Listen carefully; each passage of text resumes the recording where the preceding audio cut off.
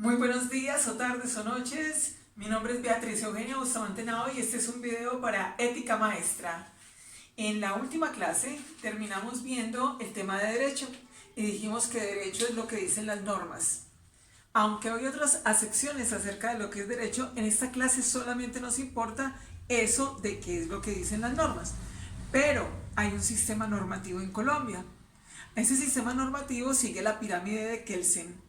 La pirámide de Kelsen es un señor alemán que es un pensador que nos dice que las normas superiores pueden cambiar las normas inferiores, pero la norma inferior no puede cambiar la superior.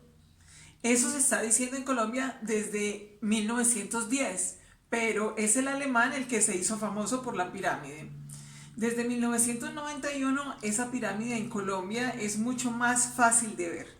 ¿Por qué? Porque en nuestra Constitución Política de Colombia, en el artículo 93, nos dice que los tratados internacionales de derechos humanos ratificados por Colombia están en la cima de la pirámide del sistema legal colombiano. ¿Qué significa? Que cualquier cosa legal que se haga en Colombia tiene que cumplir con los tratados internacionales de derechos humanos. Después, en el artículo 4 nos dice que la Constitución Política de Colombia es norma de normas. Por lo tanto, si la Constitución Política es norma de normas, está debajo de los tratados internacionales y encima de todo lo demás que digan las normas en Colombia.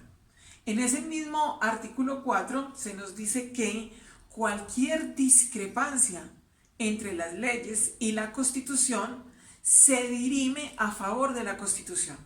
Pero ¿cuál es el organismo encargado de dirimir ese tipo de situaciones? Es la Corte Constitucional. Entonces tenemos en primer lugar los tratados internacionales de derechos humanos, después está la Constitución Política, después están las sentencias de la Corte Constitucional. Después de las sentencias de la Corte Constitucional están las leyes, y las leyes se dividen en varios tipos. Hay leyes especiales y hay leyes ordinarias. Las leyes especiales están por encima de las leyes ordinarias. Después de eso tendríamos los decretos, algunos de ellos que son de compilación, otros que son reglamentarios de las leyes. Y los decretos pueden ser nacionales, departamentales, municipales, y siguen ese mismo orden. Por ejemplo, un decreto municipal tiene que cumplir el decreto departamental, el decreto nacional si lo hay, las leyes, la Constitución, las sentencias de la Corte y los tratados internacionales de derechos humanos, como están viendo en esta diapositiva que coloco al lado de acá. A medida que estoy hablando, estoy colocando el orden acá en diapositivas. Después de eso, después de los decretos, vienen las sentencias de los jueces de primera instancia, segunda instancia, de tribunales y tribunales únicos. ¿Por qué? Porque todos los jueces de Colombia interpretan la Constitución. Entonces, cuando a ellos cualquier persona les presenta una situación problemática, ellos tienen que analizar toda la pirámide legal y mirar ese problema a qué se adecúa, qué ha dicho nuestra ley, qué dice la Constitución, qué dicen los tratados internacionales, y esos jueces son los que nos dicen, este problema se resuelve de esta manera.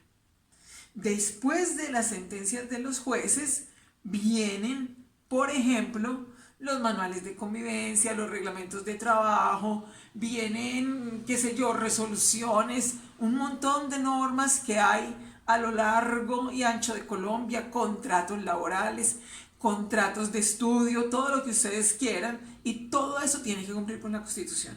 Sin embargo, hay unas normas que también hacen parte del sistema legal colombiano, aunque uno no se dé cuenta. Por ejemplo, las normas que pone un padre de familia en la casa. ¿Por qué? Porque ese padre de familia o esa madre de familia tiene que cumplir con todo lo legal que dice el sistema. Para ilustrar esto, lo voy a hacer con lo siguiente. Voy a comenzar analizando la pirámide desde abajo hasta arriba.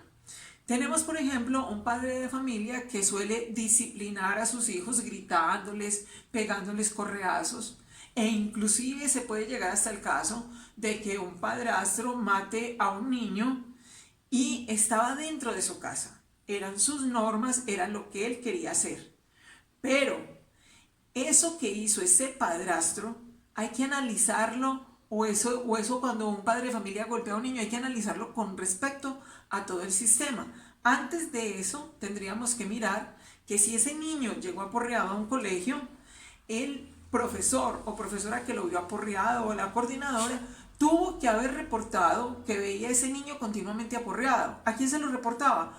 A Bienestar Familiar y a la Fiscalía. ¿Por qué? Porque en los manuales de convivencia escolares está que uno como maestro tiene que reportar cuando llegan niños aporreados. Entonces, si uno ve que un niño le llega aporreado, mismo lo tiene que reportar.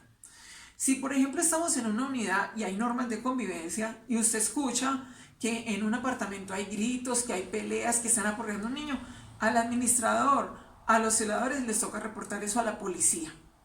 Significa esto que ningún niño debería llegar a la situación de que lo maten ni de que lo maltraten. ¿Por qué? Porque se supone que aunque las cosas ocurren dentro del hogar, hay unas normas de la sociedad para proteger a ese niño. Después de eso, antes de eso, podemos ver están las sentencias, como les hablaba ahora. Entonces llegamos al caso de que, por ejemplo, un padre maltrata a un niño o de que un padrastro mata a un niño, y un ejemplo es una sentencia del juzgado 22 penal del circuito de Medellín que condenó a 33 años de prisión a un padrastro por haber matado a su hijastro de 1 año de edad. Este señor, que tenía 33 años, era estudiante de medicina, se había ido a vivir con la mamá del niño antes de que cumpliera el año y no se lo aguantaba, no se aguantaba que el niño llorara, no se lo aguantaba de ninguna forma. Aparte de eso, al parecer era consumidor de drogas y en uno de esos arrebatos mató el niño. Entonces ahí vemos que ese niño, ese maltrato está cogiendo todo el sistema. Y si subimos todavía más, vemos que el decreto 460 del año 2020 nos habla de que en época de pandemia hay que fortalecer las situaciones de protección de la familia en los casos de cuarentena y que las comisarías de familia se tienen que encargar de que no haya violencia intrafamiliar. Entonces, un niño puede ser maltratado en la casa, pero hay una serie de reglamentos, de leyes que pudieron evitar, denunciando a tiempo, que ese niño fuera maltratado o fuera asesinado. Y antes del decreto está la ley 1959 de la presidencia, que nos habla de la violencia intrafamiliar. Después vamos escalando y tenemos el acto 1 del año 2020 que reformó la Constitución Política de Colombia en el artículo 34 en el sentido de que a las personas que maltratan a los niños, a los violadores de menores y a los que matan niños se les puede condenar a cadena perpetua en Colombia. En ese momento, cuando llegamos a ese punto de la pirámide, podemos ver que la Corte Constitucional tiene que entrar a dirimir si ese artículo es constitucional o no. Y sobre eso tenemos el artículo 34 que nos dice que en Colombia hay prisión, en este momento hay prisión perpetua para violadores de menores y para asesinos de menores. Pero si nos vamos muchísimo más allá, tenemos la Convención de Protección contra los Derechos del Niño de 1989, que fue ratificada por la Ley 12 de 1992 en Colombia y que nos habla de que a los niños hay que protegerlos de todas las formas posibles. Entonces, en este caso tenemos a una persona que se da sus propias normas en la casa, pero que no cumple nada del ordenamiento jurídico colombiano y por eso llega a ser condenado a 33 años de prisión. La condena fue hace ya casi 2 años. Si hubiera sido en este año 2021, lo hubieran condenado a cadena perpetua. Aquí, en este mismo canal, les voy a dejar los links donde ustedes pueden ver lo que les he dicho, las sentencias, pueden ver el dibujo del esquema del sistema legal colombiano. Bueno, muchas gracias. Feliz día.